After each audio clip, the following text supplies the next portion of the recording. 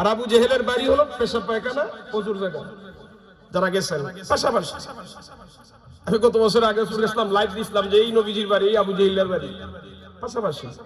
তো আবু জেহেলের সাথে আমার নবীজির দেখা হতো, যতবারই দেখা হতো আবু জেহেল মানে বিদ্রুপ করত, গালি দিত। কিন্তু আমার নবীজি ওই আবু জেহেল রে ইসলামের দাওয়াত দিয়েছেন মোট 400 বার। কয়শো বার? আমার নবীজি যতবার গালি দিয়েছেন পাল্টা একটা গালি দিয়েছেন। আমার নবীজি দাওয়াত দিয়েছেন, সে গালি দেয়। আমার নবীজি দাওয়াত দিয়েছেন, সে পাগল বলছে, জাদুকর বলছে। একদিন আবু জেহেল বিরক্ত হয়ে বলছে, মুহাম্মদ তুমি আর কোনোদিন আমার বাড়িতে আসিও না, নিষেধ দিয়ে দিচ্ছে নবীজি। একদিন রাতের বেলা প্রচন্ড জ্বর, হঠাৎ করে আবু জেহেলের দরজার মধ্যে কে জানি আঘাত করেছে। আবু জেহেল দরজা খুলতে যাবে, স্ত্রী বলে না এত রাত্রে দরজাটা খুলিও না, সন্ত্রাস হতে পারে, ডাকাত হতে পারে। আবু জেহেল বলে কোন মানুষ বিপদে পড়েও তো আওয়াজ করতে পারে।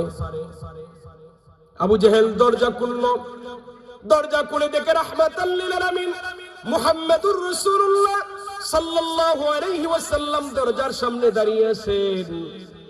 আবু জেহেল বলে মুহাম্মদ তোমার না নিষেধ করেছি আমার বাড়িতে আসবে না? রাহমাতাল লিল আলামিন দিনের দাওয়াত পূজার জন্য বলেন, ও চাচা আপনি আপনার বাড়িতে আসতে নিষেধ করেছেন, কিন্তু রাতে আসতে তো আমারে নিষেধ করেন নাই। সুবহানাল্লাহ। ওই দিন আবু জেহেল মুস্কি হাসি দিয়েছিল যে একটা মানুষকে কত বাধা দেওয়ার পরে কত অজুহাতে দিনের দাওয়াতের জন্য আসে। মূলত আবু জেহেলের কপালে হেদায়েত নাই। 400 বার দাওয়াত দেওয়ার পরও ঈমান আনে নাই। সম্মানিত হাজিরিন, নবুয়তের 7ম বছর, 7 বছর হয়ে গেছে মাক্কি জীবনে দাওয়াতের। এর ভিতরে সাহাবায়ে কেরাম নির্যাতিত হয়েছেন, নিপীড়িত হয়েছেন। 7 বছরের সময় মক্কার কাফেররা সিদ্ধান্ত নিল মুহাম্মদ এবং মুহাম্মদের অনুসারীদেরকে বয়কট করতে হবে। সম্মানিত হাজিরিন, আমরা একটা আলোচনা শুনি যে মুহাম্মদ সাল্লাল্লাহু আলাইহি ওয়াসাল্লাম এবং তার অনুসারীদেরকে কাফেররা বন্দী করে রেখেছিল শিবে আবু তালেবে। আসলে বন্দী নয়, মূলত বয়কট ছিল। এটা বয়কটটা কেমন? মক্কার কাফেররা বসে একটা সিদ্ধান্ত নিছে, একটা চার্ট করছে। চার্টের উপরে লেখা বিসমিকা আল্লাহুম্মা, এটা প্রাচীন আমলের নিয়ম।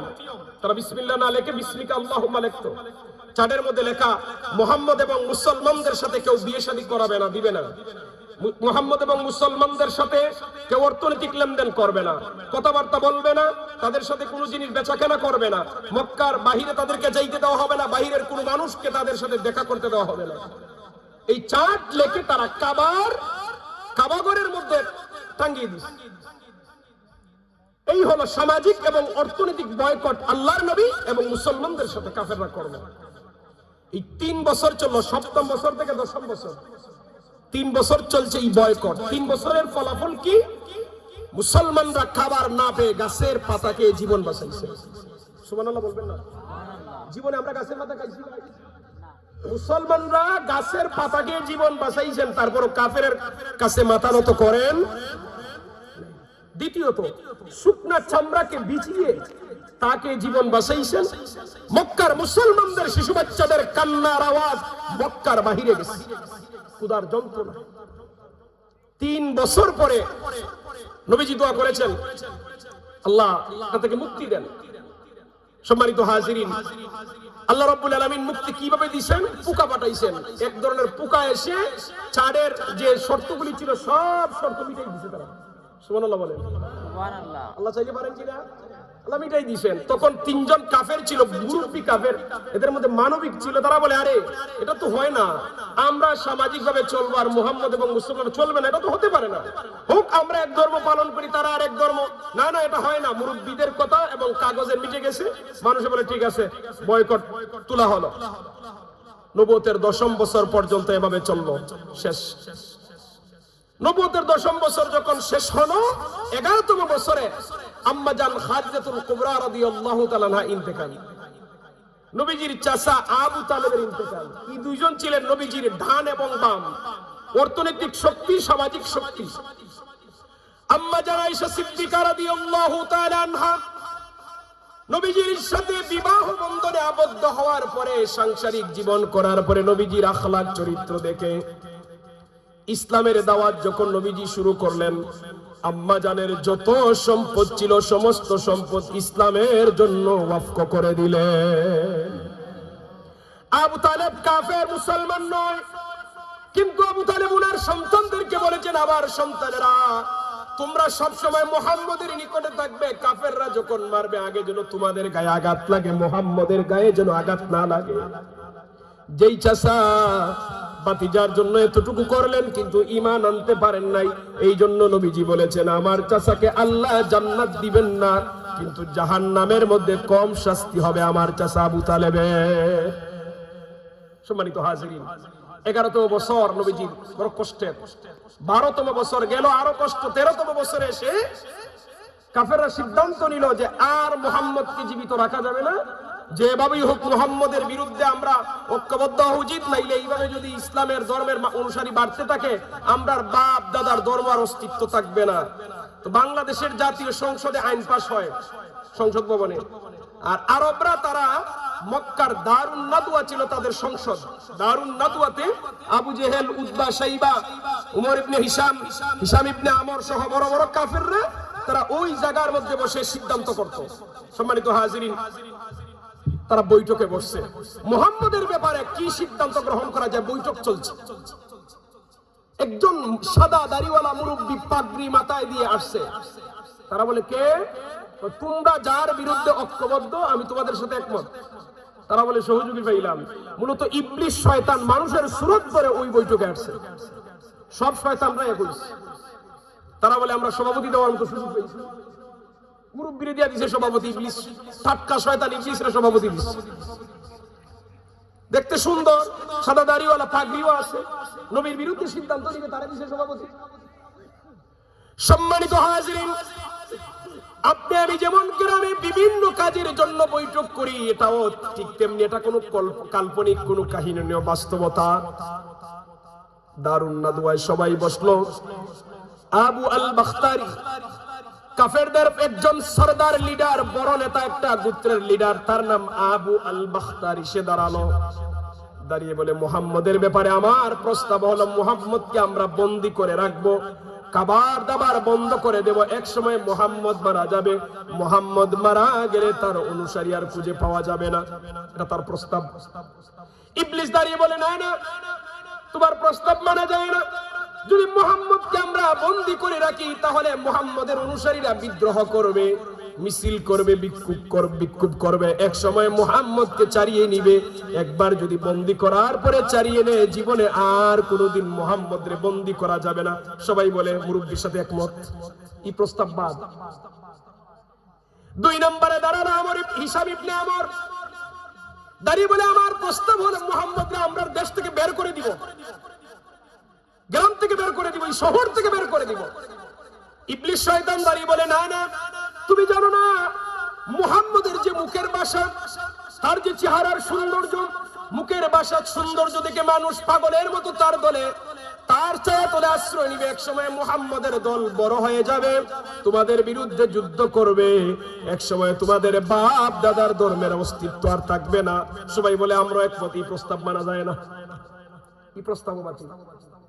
এবার দাঁড়ানো আবু জেহেল, আবু জেহেল দাঁড়িয়ে বলে আমার প্রস্তাব হলো প্রতিটা গোষ্ঠী থেকে একজন করে তাগড়া যুবক নিব, প্রতিটা বাড়ি থেকে, গোষ্ঠী থেকে, গোত্র থেকে একজন যুবক নিব, শক্তিশালী যুবক, প্রত্যেকের হাতে একটা করে তলোয়ার থাকবে।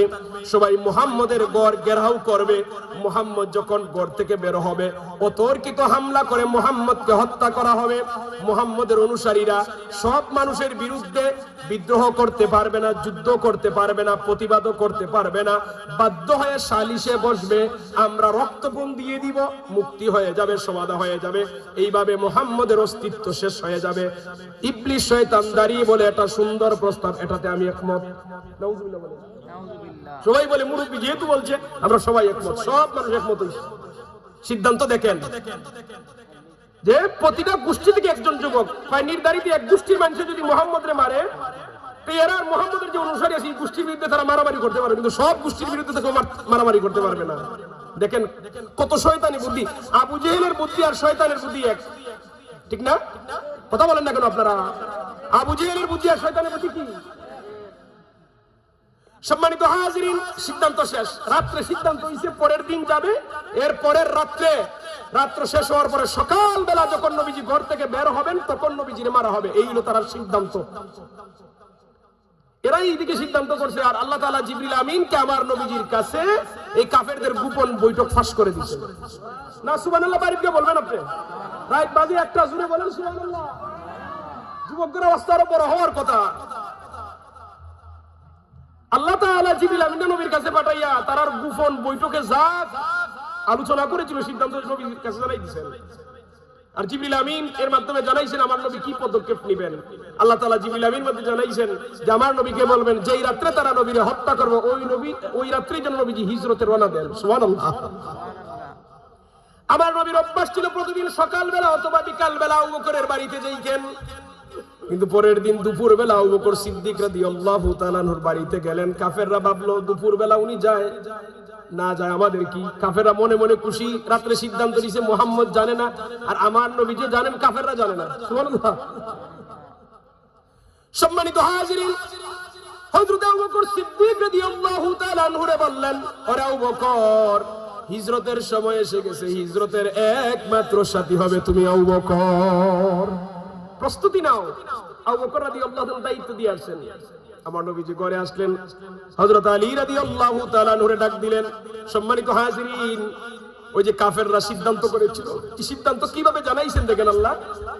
জিবরিল আমিন নবীর কাছে আসলেন, ওই যে আয়াতে কারিমা তেলাওয়াত করেছি, ওয়া ইয ইয়ামকুরু বিকাল্লাযীনা কাফারু লিয়ুসবিতুকা আও ইয়াকতুলুকা আও ইউখরিজুক وَيَمْكُرُونَ وَيَمْكُرُ اللَّهُ وَاللَّهُ خَيْرُ الْمَاكِرِينَ।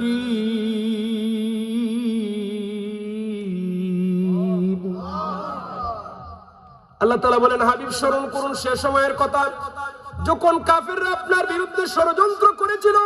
তিনটি ষড়যন্ত্র। এক নম্বরে লিয়ুসবিতুকা, তারা আপনাকে বন্দী করবে, আও ইয়াকতুলুকা, তারা আপনাকে হত্যা করবে, আও ইউখরিজুকা, আপনাকে বের করে দিবে। ওয়ায়ামকুরুনা, তারা ষড়যন্ত্র করেছিল, ওয়ায়ামকুরুল্লাহ, আল্লাহ তাআলা তাদের বিরুদ্ধে কৌশল অবলম্বন করলেন। ওয়াল্লাহু খায়রুল মাকিরিন, আর আল্লাহর চাইতে উত্তম কৌশলী আর কে বা হতে পারে? আল্লাহ যদি কাউকে বাঁচাইতে চান দুনিয়ার মানুষ মারতে পারবে? আল্লাহ যদি কাউকে মারতে চান দুনিয়ার মানুষ রাখতে পারবে? নবীজির কাছে ফাঁস, কাফেরদের গোপন সিদ্ধান্ত। নবীজি আলীরে ডাক দিয়েছেন, আলী, রাতের বেলা হিজরত করব, আমার বিছানায় তুমি ঘুমাইবে, আমার বিছানায় তুমি থাকবে। দেখেন সাহাবায়ে কেরামের আর আপনার আমার নবীজিরে কতটুকু ভালোবাসতেন।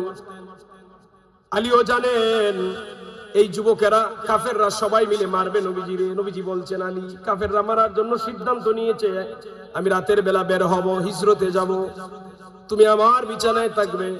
হযরতে আলী নিজের জীবনের চিন্তা না করে বলেন, ইয়া রাসূলুল্লাহ, ওগো মায়ার নবী, আমি যে আপনার বিছানায় ঘুমাবো এতে কি আপনার নিরাপত্তা হবে? আল্লাহ নবী বলেন, হ্যাঁ, তুমি যদি বিছানায় থাকো আমার নিরাপত্তা হবে। হযরতে আলী বলেন, ইয়া রাসূলুল্লাহ, আমার জীবন যদি যায় জীবন যাক, তারপর আপনি নিরাপদে থাকুন, এটাই আমার চাওয়া। অন্য বর্ণনায় হযরতে আলী বলেন, অন্য বর্ণনায় আলী বলেন, ইয়া রাসূলুল্লাহ, আজকের পরে কি আর কোনোদিন আপনার সাথে আমার সাক্ষাৎ হবে? আল্লাহ নবী বলেন, রে আলী, অতি তাড়াতাড়ি তুমি আমার সাথে সাক্ষাৎ পাবে। হযরত আলী নবীর এই কথার প্রতি এত বিশ্বাস, আলী বলেন, নবী যেহেতু বলছেন সাক্ষাৎ হবে, তাহলে দুনিয়ার কাফেররা আমারে আজ মারতে পারবে না। যেহেতু নবীজি বলছেন দেখা হবে, তার মানে সত্যি দেখা হবে। দুনিয়ার সবার কথা মিথ্যা হতে পারে, আমার নবীর কথা কখনো মিথ্যা হতে পারে? আলী বলেন, আমার বিশ্বাস, আমার আর টেনশন নাই, কাফেররা মারতে পারবে না। হযরত আলী বলেন, আমার জীবনের সেরা কয়েকটি রাত্রির ঘুমের মধ্যে ওই রাত্রি ছিল একটা সেরা আরামের ঘুম। কাফেররা তরবারি নিয়ে ঝনঝনানি শব্দ করে, আর আলী আরামে ঘুমান। কেন? নবীর কথা চিরন্তন সত্য, নবী বলছেন সাক্ষাৎ হবে, হবেই, কাফেররা মারতে পারবে না। রাত গভীর হয়ে গেল, নবীজির সবুজ চাদর কানা গায়ে দিয়ে হযরত আলী রাদিয়াল্লাহু তাআলা নবীজির বিছানায় ঘুমাচ্ছেন। প্রশ্ন হলো, আমার নবী আলী রাদিয়াল্লাহু তাআলা কেন রেখে যাচ্ছেন? তার কারণ আছে না? আমার নবী বলেন, আলী, অনেক মানুষের আমানত আমার কাছে জমা, আমি যদি রাতের বেলা চলে যাই, মক্কার কাফেররা বলবে তাদের সম্পদ নিয়ে আমি বেগে গেছি, আমার উপর বদনাম ছড়াবে, বদনাম রটাবে। ও আলী, মানুষের আমানত তোমার আমানতের দিয়ে গেলাম, প্রতিটা মানুষের আমানত তুমি যথাযথভাবে আদায় করে চলে আসবে। সুবহানাল্লাহ। কাফেররা চিন্তায় আছে নবীজি মারার, আর আমার নবীজির চিন্তায় আছে মানুষের আমানতের। হ্যাঁ, কাফেররা নবীজির মারার ষড়যন্ত্র করে, আর আমার নবী মানুষের আমানত কিভাবে ফেরত দেবেন সেই চিন্তায়। হযরত আলী ঘুমাচ্ছেন, রাত গভীর, আপনার আমার নবী বের হয়ে যাবেন, ঘর থেকে বের হবেন, ঘরের চতুর্দিকে তাগড়া যুবকেরা তরবারি হাতে নিয়ে দাঁড়ানো। এমন পরিস্থিতি আপনার আমার নবী এক মুষ্টি মাটি নিলেন, মাটি বলতে বালু, বালু হাতে নিছেন, বালু হাতে নিয়ে সূরা ইয়াসিনের একটা আয়াতে কারিমা নবীজি তেলাওয়াত করেছেন, ওয়াজআলনা মিন বাইনি আইদিহিম সাদদান ওয়া মিন খালফিহিম সাদদান فأغشيناهم فهم لا يبصرون। আল্লাহ তাআলা বলেন, আমি তাদের সামনে দেওয়াল দিলাম, পিছনে দেওয়াল দিলাম, তাদের সামন উপর দিয়ে ডেকে দিলাম। নবীজি বের হয়ে গেলেন, কাফেররা নবীজিরে দেখতে পারে নাই। আল্লাহ তাআলা সামনে দেওয়াল দিবেন, পিছনে দেওয়াল ডেকে দিবেন, তারা নবীজিকে দেখে নাই, নবীজি চলে গেছেন। নবীজি চলে গিয়ে আবু বকরের বাড়ির দরজা নক করছেন, আবু বকর দরজা খুলছে। হযরত আবু বকর আগেই দুইটা উট রেডি রাখছেন, রাস্তার খাবার প্রস্তুত করেছেন। একজন ইহুদির সাথে চুক্তি করেছেন টাকার বিনিময়ে, এর ইহুদি তুই আমাদেরকে মদিনায় পৌঁছাই দিবে, এত টাকা দেব, এমন গোপন পদ্ধতি নিবে যেন কেউ না জানে, সে রাজি। তার সাথে শক্ত করে আবু বকর চুক্তি করছেন, তার টাকার দরকার। সম্মানিত হাজিরিন, দুইটা উট, দুইজন উঠলেন, আবু বকর উঠলেন, আপনার আমার নবীজি উঠলেন।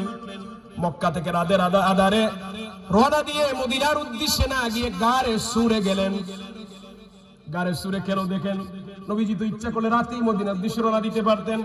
এটার কারণ হলো নবীজি আমাদের জন্য টিচার, শিক্ষক, উস্তাদ, যে আল্লাহর উপর ভরসা করে যে কোনো বড় কাজ করে ফেলবে না আর আপনি ময়দানে চলে যাবেন, এটা হতে পারে না। সতর্কতা অবলম্বন। মনে করেন বললেন আমি আল্লাহর উপর ভরসা করছি, একবারে বিশ্বটার মাঝখানে দাঁড়াই দিয়েছেন, আল্লাহর উপর ভরসা করি, গাড়ি আপনারা খাতির করবে না। আল্লাহর উপর ভরসা করতে হবে, কিন্তু যেহেতু এখানে গাড়ি চলাচল করে আপনার রাস্তার পাশ দিয়ে যেতে হবে, ঠিক না? আমার নবীজি ছিলেন উস্তাদ, এই জন্য সতর্কতা অবলম্বন করতে হবে উম্মতদেরকে। সময়ের সুযোগে এই যে নবীজি গারে সুরে গেছেন, আবু বকর সিদ্দিক রাদিয়াল্লাহু তাআলা কে সাথে নিয়ে। আপনারা বিরক্ত হচ্ছেন নি? জি না, আর কয়েকটা মিনিট অসুবিধা নেই তো আপনারা। সম্মানিত হাজিরিন, গারে সুরে প্রবেশ করবেন। হযরত আবু বকর বলেন, ইয়া রাসূলুল্লাহ, ওগো মায়ার নবী, এই গুহার মধ্যে কি আছে আমরা জানি না, আমারে আগে ঢুকতে দেন। হযরত আবু বকর প্রবেশ করলেন, গুহা পরিষ্কার করে অনেকগুলি গর্ত দেখলেন, নিজের চাদর বা কাপড় দিয়ে টুকরা টুকরা করে গর্তগুলোকে ডাকলেন। একটা গর্ত রয়ে গেল, ডাকতে পারেন নাই, নিজের পা দিয়ে ওই গর্তটাকে ডেকে রাখলেন। নবীজিরে বললেন, ইয়া রাসূলুল্লাহ, আপনি প্রবেশ করুন। আবু বকর বলেন, ইয়া রাসূলুল্লাহ, আপনি ক্লান্ত, একটু ঘুমান। আপনার আমার নবীজির মস্তক মোবারক আবু বকরের উরুর মধ্যে রেখে নবীজি ঘুমিয়ে পড়েছেন। এইদিকে বিষাক্ত সাপ আবু বকর সিদ্দিক রাদিয়াল্লাহু তাআলা আনহুর পায়ের মধ্যে দংশন করেছে। বিষক্রিয়ায় আক্রান্ত, সমস্ত শরীরের বিষক্রিয়া যখন ছড়িয়ে পড়লো, আবু বকর সিদ্দিক রাদিয়াল্লাহু তাআলা আনহুর চোখের পানি গিয়ে রাহমাতাল লিল আলামিন নবীজির চেহারা মুবারকের মধ্যে পড়তেই নবীজির ঘুম ভেঙে গেল। নবীজি বলেন, আবু বকর কি ব্যাপার, তোমার চোখে পানি কেন? দেখলেন চেহারা লাল হয়ে আছে, কি ব্যাপার? ইয়া রাসূলুল্লাহ, পায়ে সম্ভবত কোনো বিষাক্ত বিচ্ছু আক্রান্ত কামড় দিয়েছে। নবীজি থুতু মুবারক লাগিয়ে দিলেন, সাথে সাথে সমস্ত বিষ শেষ হয়ে গেল। নবীজির থুতুর মধ্যে ঔষধ আছে না নাই? বলেন না কেন রে ভাই? এই জন্য আমরাও থুতু ফেলি, নবীজি থুতু ফেলছেন, এই যে আমরা থুতুই, নবীজির থুতুকে থুতু মুবারক বলা লাগে। সুবহানাল্লাহ। নবীজির পা মুবারক থেকে মাথা পর্যন্ত প্রতিটা জায়গা নাম নিলেই বলতে হবে, পা মুবারক, মস্তক মুবারক, হাত মুবারক, থুতু মুবারক, নাক মুবারক, দাঁত মুবারক, সব পবিত্র। সুবহানাল্লাহ। আমরা দুনিয়ার সবাই যদি সেব দেই, ইসলাম বেনি আরো বাড়বে। রাহমাতাল লিল আলামিন নবীজির থুতুর মধ্যে তো অ্যান্টিবায়োটিক ছিল যে সাথে সাথে বিষ শেষ হয়ে গেছে। এবার দেখেন সকাল হয়ে গেছে, এই দিকের ঘটনা দেখেন, এই দিকে এইদিকে যুবকরা অপেক্ষায়, আরে মুহাম্মদ বের হয় না কেন, আমরা হত্যা করতাম। এরা রেডি তো, শুনুন আসেনি আপনাদের, এরা অপেক্ষায়, সকাল হয়ে গেছে। কেউ বলে না ঘরে ঢুকি, বাকি সৈন্যরা বলে না আমরা সিদ্ধান্ত উনি বের হলে মারবো, ঘরে গিয়ে মারার তো অনুমতি আমরা নাই।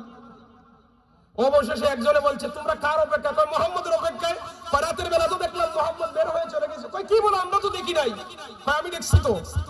সব এই যুবকেরা দরজা ভেঙে ঘরে গিয়ে চাদর টান দিয়ে দেখে বিছানার মধ্যে হযরত আলী রাদিয়াল্লাহু তাআলা ঘুমো। তারা বলে আলী মুহাম্মদ কোথায়? হযরত আলী বলেন পাহারা তো আমি দেই নাই, তোমরাই তো দিছো। সুবহানাল্লাহ বলবেন না? সুবহানাল্লাহ। হযরত আলী কি বলছেন? পাহারা তো আমি দেই নাই, আমি তো ঘুমে, পাহারা তো তোমরা দিছো, আমি কি বলবো? কেউ বলে আলীরে হত্যা করো, আরেকজনে বলে না না, হত্যার জন্য শুধু মুহাম্মদের আদেশ, আলীরে মারার জন্য কোনো অর্ডার পাইনি তোমরা। আরেকজনে বলে পাগল, আলীরে মারলে হবে না, আলীর কাছে অনেক আমানত আছে, যদি আলীরে মারো মানুষে আমানত পাবে না, না পেয়ে মানুষে আমরারে মারবে। হযরত আলী জীবিত, নবীজি বলছেন সাক্ষাৎ হবে, হবে। হযরত আলী মানুষের আমানত ফিরিয়ে দিলেন। এবার আসেন গুহায় যাই। এদিকে গুহার মধ্যে কি হইছে? পরের দিন তো মক্কার কাফেররা পাগল ভরা হয়ে গেছে, মুহাম্মদকে যেভাবেই হোক খুঁজতে হবে, মারতে হবে। চতুর্দিকে মানুষ খুঁজতেছে, খুঁজতে খুঁজে গায়ে সরে গেছে। নবীজি হযরত আবু বকর সিদ্দিক রাদিয়াল্লাহু তাআলা নিয়ে গুহার ভিতরে, আর কাফেররা খুঁজে খুঁজে পাহাড়ের উপরে। হযরত আবু বকর কাফেরদের আওয়াজ শুনতেছেন, নবীজি আওয়াজ শুনতেছেন। এক সময় তাদের পাও দেখা যায়, কথাবার্তা শুনেন। আবু বকর সিদ্দিক রাদিয়াল্লাহু তাআলা টেনশনের মধ্যে আছেন, কি করা যায়? যদি তারা গুহার ভিতরে প্রবেশ করে তো নবীজিরে দেখবে, আমারে দেখবে। আচ্ছা আমি যদি মরেও যাই, আমার জীবন